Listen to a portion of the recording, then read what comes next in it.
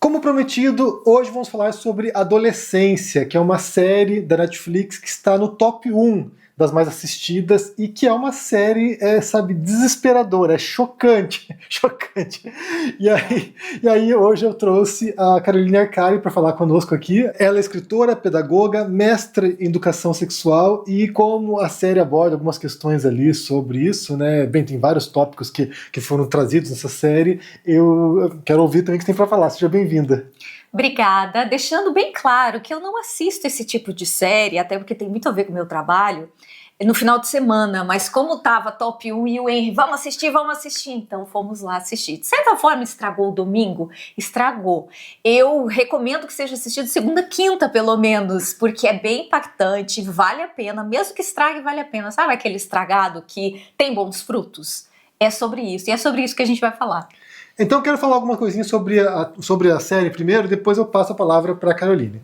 Então é uma série sobre adolescência, né? É a história de um jovem chamado James que é acusado de ter matado uma colega, a Katie. E aí a história, a série é curtinha, são 4 episódios, e aí você acompanha o drama, né, desse rapaz, esse jovem, tem 13 anos, se não me engano, desse menino, desse adolescente, e a família, e no colégio, então assim, o entorno após a tragédia.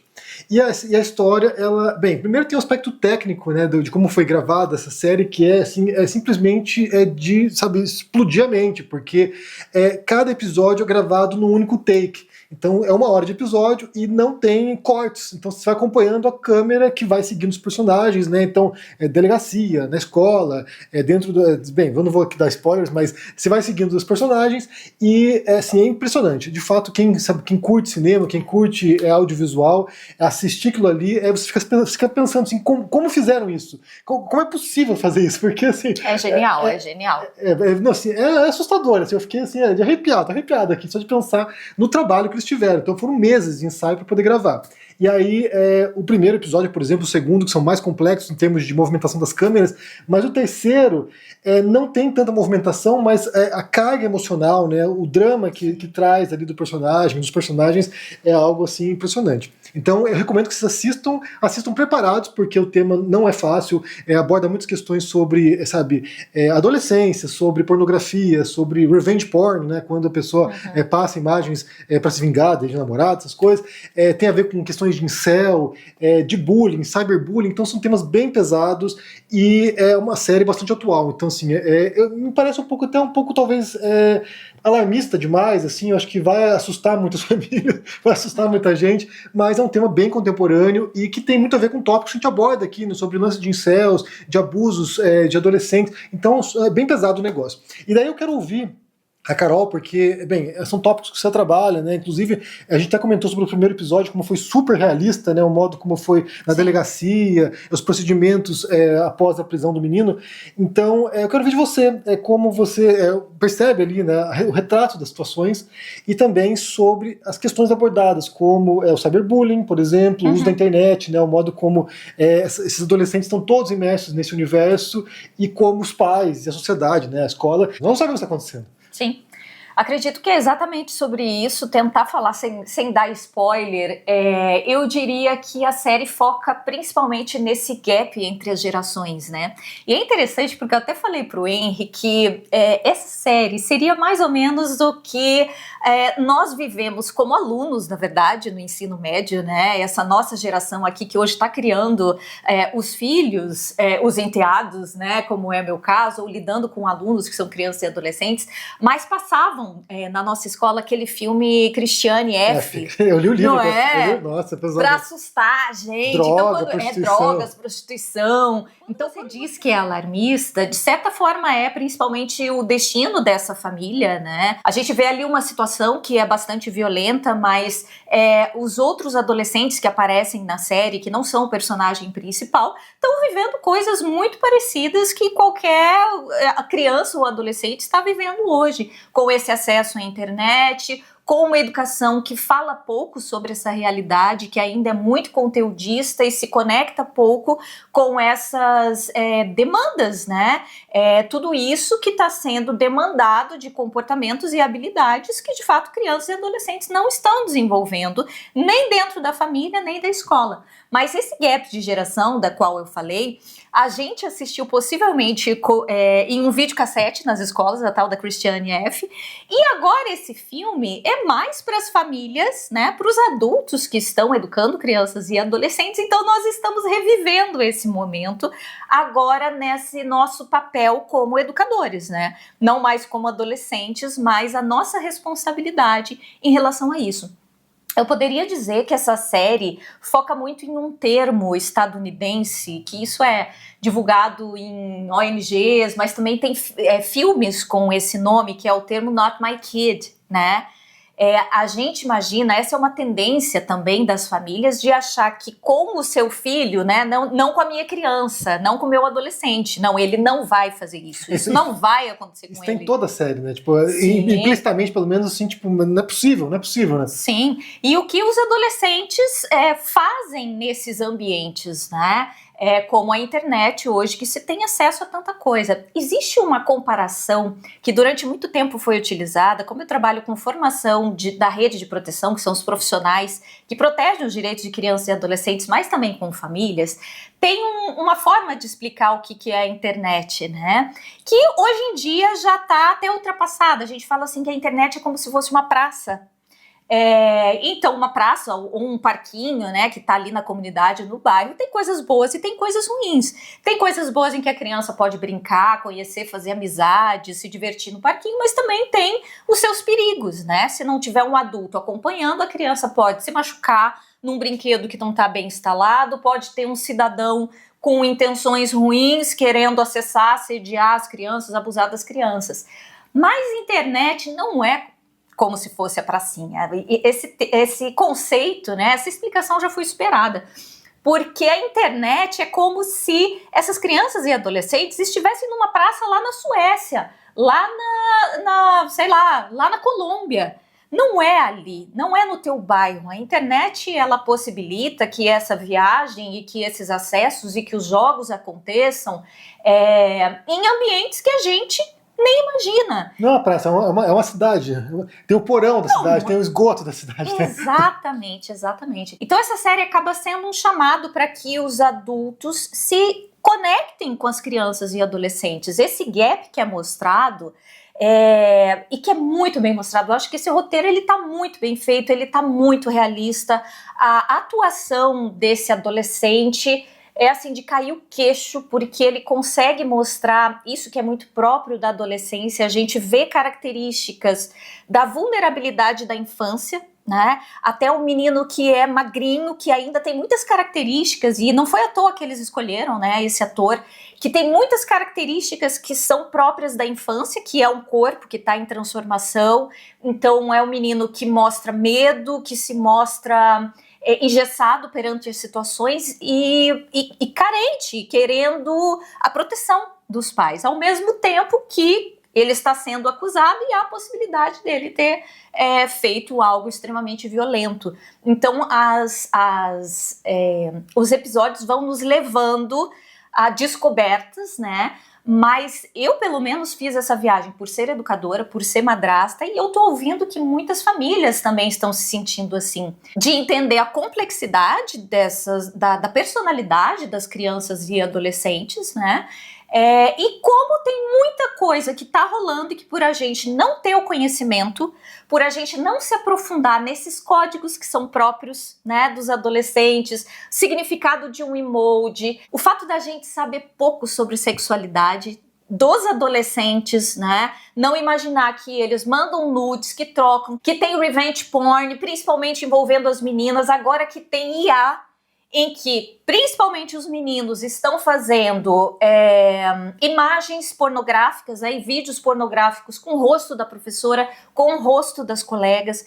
Tudo isso está rolando, então é um grande chamado e é uma grande oportunidade para a gente falar sobre isso. Inclusive tem uma cena para mim que foi bastante emblemática, que é um adolescente lá explicando pro policial o sentido das coisas que se passam na internet. E ele nem consegue, assimilar. Ele começa tipo, mas é isso que diz? Ele não consegue entender, porque é como se fosse não apenas algo afastado, né, essa cidade distante no qual as coisas estão acontecendo, mas também é uma outra linguagem, é outro modo de se comunicar, são outras dinâmicas que que também são transplantados para o mundo real também. Então, assim, não é só na internet que acontece, porque depois começa a afetar na vida deles dentro da escola, dentro dos lares, né? Exatamente. Isso vai nos chamar para isso, né? Que é muito próprio da minha atuação. Querendo ou não, a maioria das situações que se apresentam ali, elas falam da sexualidade, né, e da necessidade da educação sexual que continua não acontecendo.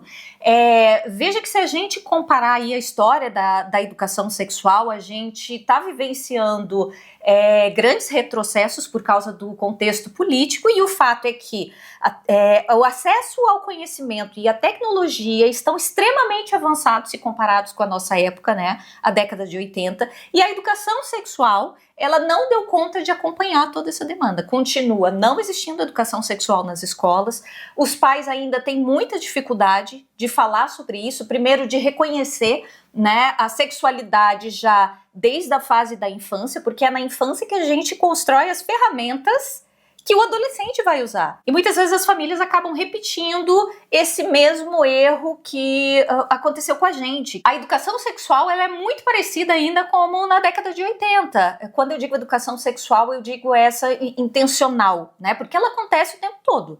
Se você acessar pornografia, se, sei lá, os adolescentes aí da nossa época compravam ou acessavam Playboy, a revista Sex, isso já era educação sexual, ou seja, eles já estavam, né? Nós já estávamos construindo as noções de o que é relacionamento, o que é bonito, qual é o padrão de beleza, o que é relação sexual, o que é namorar, a partir desses códigos, mesmo que ninguém tenha falado com a gente. E essa geração continua vulnerável. Primeiro, a gente não reconhece essa sexualidade, a gente não reconhece as necessidades, né, de estar num grupo, de ser visto, de desenvolver autoestima, de entender se é bonito, se é valorizado, se está sendo olhado pelos seus pares, de entender também o que faz com essa sexualidade, o que significa estar com alguém, como se aproximar de alguém com respeito, com ética, com responsabilidade. Então nós não estamos falando sobre isso. Essa série é uma denúncia de que não há educação sexual formal, intencional, e o que resta é isso. Então acho que aqui a gente inclusive pode se aprofundar nessa temática dos incels. As frustrações, na verdade, né? Assim, porque houve esses avanços, houve uma série de pressões em relação à exposição virtual também, a como você vai ser percebido pelas pessoas, e ao mesmo tempo as dificuldades que uma geração inteira de jovens tem para se aproximar do sexo oposto, né? Como é que eu me aproximo de uma menina? Como é que eu conquisto a menina? O que eu tenho de interessante? A questão da aparência é muito importante, né? O menino se acha feio, daí então assim, como também educar esses jovens para que eles possam se relacionar, porque a gente também tem um déficit de competências de relacionamentos também, de como se aproximar das pessoas, porque tudo agora é mediado pela tela, né? Como é que você chega e conversa com uma pessoa cara a cara, como é que você se aproxima dela, como é que você seduz a pessoa também, né? Se torna interessante para alguém, para que ela queira estar com você. Então acho que eu entendo que a minha geração teve esse problema também, acho que todos os adolescentes passam por isso em algum momento, só que hoje em dia você tem essa comunidade virtual no qual esse bando de jovens frustrados podem se encontrar ali e criar uma série de estereótipos sobre como são as mulheres, sobre como são as relações, e aí vão criando uma linguagem que é violenta, inclusive, né? Sim, e aí, Henry, vem essa preocupação com a educação dos meninos, que é principalmente isso que é mostrado na série. A Marilyn Frye, ela é uma feminista radical e ela traz uma frase que é fantástica, que fala que a heterossexualidade masculina, ela é sobre com quem os homens, né, ou garotos querem transar, mas fala muito pouco sobre amor. Então, quando a gente fala da heterossexualidade masculina, a gente está falando com desejo de transar, mas amor é outra coisa. Os incels, eles são um sintoma do patriarcado. Os homens não são ensinados a amar as mulheres. A heterossexualidade não é sobre amar, admirar, apoiar, ter empatia. É sobre transar, é sobre realizar um desejo muito instintivo, mas os meninos não estão sendo ensinados a admirar mulheres, ler mulheres, consumir filmes dirigidos por mulheres, ter uma dinâmica dentro de casa de valorização da mulher, a mãe que está lavando louça, a avó que fez a comida do domingo. Isso começa dentro de casa e depois vai se expandindo para outros grupos sociais. A gente precisa olhar para a educação dos meninos. Tem muitas coisas a serem faladas, inclusive o Henry aqui educa o menino, que é o filho dele, né? Eu educo meu enteado. E a gente aprende muito com isso, e uma coisa que eu tenho batido muito firme, nós precisamos dar nome para isso que está acontecendo, que os meninos estão percebendo. O Felipe, por exemplo, foi interesse dele, porque ele gosta muito de se aprofundar nisso, ele queria saber quanto tempo as pessoas ficavam presas para determinados crimes, né? Se uma pessoa roubar, quanto tempo ela fica presa? E aí, por tanto interesse que ele começou a apresentar, a gente deu de Natal, inclusive já falamos sobre isso, o Código Penal para ele, aqui da Espanha. E a partir desse momento eu falei, gente, como é importante que os meninos saibam disso. E não é ser alarmista ou traumatizar os meninos. Mas veja só, quando a gente está falando de adolescente, embora a gente não fale que eles cometem crimes, a gente fala, né, no Brasil o termo é esse. Os adolescentes, eles cometem atos infracionais. Então, análogos ao estupro, análogos ao homicídio. Então, muitas vezes, muitos atos que os adolescentes praticam, como compartilhar uma foto de uma menina, sei lá, de biquíni, sem o consentimento, fazer cyberbullying, puxar o cabelo de uma menina. Tem 12 anos, tá apaixonado por uma menina, puxou o cabelo dela para chamar atenção.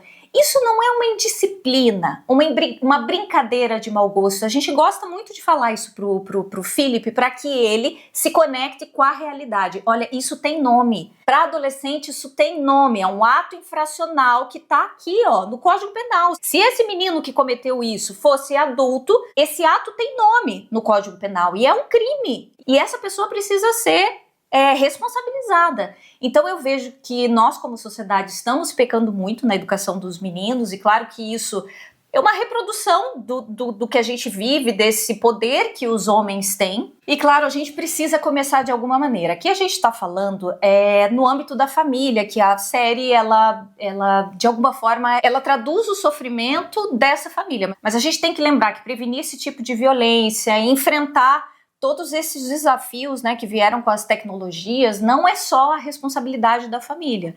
Inclusive, em algum momento, algum dos personagens ali mostra como os pais também estão sobrecarregados. Eles têm que trabalhar, e às vezes 3 turnos. E aí a gente tem um contexto que está sobrecarregando as famílias, e quando a gente fala família, a gente está sobrecarregando as mulheres, né? Principalmente se a gente falar de Brasil, as grandes responsáveis pela educação das crianças são as mães. E muitas crianças não têm a presença do pai sequer na certidão de nascimento, né? Então a gente precisa lembrar que enfrentar esse tipo de violência, esse tipo de desafio, educar os meninos, precisa ser um trabalho articulado, né, em conjunto. Então é responsabilidade da escola como rede de proteção, é responsabilidade da família, mas também é responsabilidade do Estado. A gente precisa de legislações que nos auxiliem a proteger os adolescentes na internet. E aí a gente fala de que tem que regulamentar essas grandes empresas que estão fazendo muito dinheiro às custas desses usuários que são vulneráveis. Falando em internet, né, em proteção da internet, você acabou de lançar um livro sobre esse tópico, né? Quer falar um pouquinho sobre ele? E foi até uma coincidência não, porque é um tema que está bombando, né? É uma necessidade que as escolas e as famílias têm de conversar, de estabelecer as regras dentro de casa. E esse é um livro que fala justamente sobre educação digital, né? Como é que a gente estabelece as regras, como é que a gente faz um bom uso das telas, porque tem tanta coisa incrível que a gente pode aprender, acessar, a gente acessa o mundo, a gente estabelece afetos. Eu e o Henry nos conhecemos assim, né? Pois é. Por causa da internet, mas é um livro muito legal, da editora Caqui, e foi ilustrado pela Elô D'Angelo. Ela é uma quadrinista que está fazendo muito sucesso, que ganhou vários prêmios, e a brincadeira desse livro é que ele é um celular, né? Ele é um smartphone, justamente para brincar com essa dependência que a gente tem. O nome dele é Manual para Geração que Não Desgruda das Telas, né? Então ele é uma brincadeirinha, a gente até tira da capinha, e esse livro vai falar justamente primeiro desse gap das gerações. Sim, porque aqui... Como mudou tudo, né? Como mudou tudo, a gente até brinca assim, como é que a gente, por exemplo, ouvia música na nossa época. Então mostra aqui a fita cassete que enrolava, né, dentro do gravador, e a gente canetinha para girar. A gente usava caneta Bic para girar e colocar de volta, rebobinar a fita cassete. Então faz essa brincadeira para que as gerações se conectem, né? Olha, a gente era da época do telefone público. Orelhão. Que você tinha que esperar, às vezes você tinha uma fila lá, umas 3 pessoas, e você ouvia a conversa de todo mundo. Tinha um orelhão, né, que eu ligava, que ele se ligava sem ficha, tipo, tava dando com defeito, a fila era quilométrica, ficava 1 hora pra poder falar no telefone, porque todo mundo ficava lá esperando. E o mais engraçado é que a gente ouvia, né? As conversas. Pessoa, não, meu amor, eu vou sim, não para com isso. E a gente lá, tipo... E não tinha nem o celular pra você ir se Não, você ficava ali mesmo de braço cruzado, ouvindo o papo de todo mundo. Então, o livro, ele começa assim pra mostrar essa diferença entre as gerações, né? Como é que a gente se divertia, como é que a gente ouvia música, como é que a gente falava com os outros, enviava carta para um amigo que estava longe, ligava a cobrar, tinha que ser rapidinho porque o custo da ligação era caro, né? A gente não tinha celular. E depois vem para todas essas vantagens de se utilizar a tela, mas também para as regras, né, que a gente precisa estabelecer. Então, fala claramente de algo que a gente vem alertando em vários vídeos, né? Como é que a gente fala sobre pornografia, como é que a gente previne o acesso à pornografia, que tem sido, infelizmente, a educação sexual de tantos adolescentes, né? Quero saber sobre sexo? Vou acessar a internet e ali tem contato com esse tipo de conteúdo que é construído a partir de exploração dos corpos femininos, né? Então, como é que os meninos, os garotos, vão aprender a amar meninas e mulheres, e amar no sentido de ter empatia, de entender que são seres humanos que têm seus direitos, que não são seres humanos para realizar um desejo sexual, mas que fazem parte dessa troca na sociedade, são cidadãs e que fazem coisas incríveis também. A própria história que se ensina na escola, ela é cheia de figuras masculinas, de conquistadores masculinos, de escritores masculinos. Cientistas, né? inventores. Cientistas, exatamente. Então a gente precisa de toda uma cultura de valorização, primeiro de humanização das mulheres, né? Acho que começa por aí. Então o livro, ele vai estabelecendo de uma maneira, quem já conhece meu trabalho sabe que eu sou muito didática e que eu tento tornar temas difíceis, complicados, mais acessíveis, né? Que muitas vezes o livro, ele pode ser esse recurso, né, para aquelas famílias, professoras que não sabem exatamente como abordar. E aqui fala claramente o que é pornografia, porque a gente tem que falar com todas as palavras. Olha, se você, filho, filha, né, alunos, encontrarem material que mostra pessoas nuas, namorando, né, que estão fazendo intimidades, que estão trocando intimidades, olha, me avisa, você não precisa ficar com vergonha, você pode vir falar comigo, porque muitas crianças e adolescentes têm medo que, se falar, olha, apareceu tal coisa, tinha um gif aqui, né, que mostrava, sei lá, gente pelada. Eu tô falando esses termos, tá, gente, pro vídeo não ser cortado aí, mas vocês sabem que tipo de conteúdo às vezes vem até em gif, né? Então muitas vezes as crianças e adolescentes têm medo de falar, mãe, pai, olha o que apareceu aqui, porque elas têm medo de perder o acesso às telas. Sim. Então esse livro, ele é uma oportunidade de estabelecer esse diálogo para que os pais, sem julgamento, se coloquem à disposição e consigam conversar sobre essas regras e as crianças e adolescentes se sintam seguros, para que se acessar alguma coisa assim, haja o diálogo, haja a compreensão e que eles não percam a oportunidade de usar esse lado bom das telas e da internet. Excelente. Obrigado pela participação aqui, Obrigada, por suas considerações. Recomendo que vocês vejam essa série. Bem, para quem é pai, que tem um filho criança, adolescente, pode ser bem pesado, mas vá preparado. Mas vale assistir sim, até em parte pelo aspecto artístico mesmo, de como a série foi produzida, porque é impressionante, mas também pelos temas que são muito atuais e a gente está falando aqui sobre isso e alertando. Então, obrigado pela participação mesmo. Eu acho que ajuda também a compreender algumas coisas, também a se preparar para o que está vindo. Então, bem, o que vocês pensam aqui, eu vou deixar o link para o livro também na descrição desse vídeo, quem quiser conferir o trabalho da Carolina Arcari, e é isso. Um forte abraço para vocês, deixa o joinha aqui embaixo, deixa seu comentário, o que você pensa, se você assistiu a série, como é que você se sentiu aí, o que causou em você, as impressões, pode falar pra gente, e até mais. Tchau. Até mais.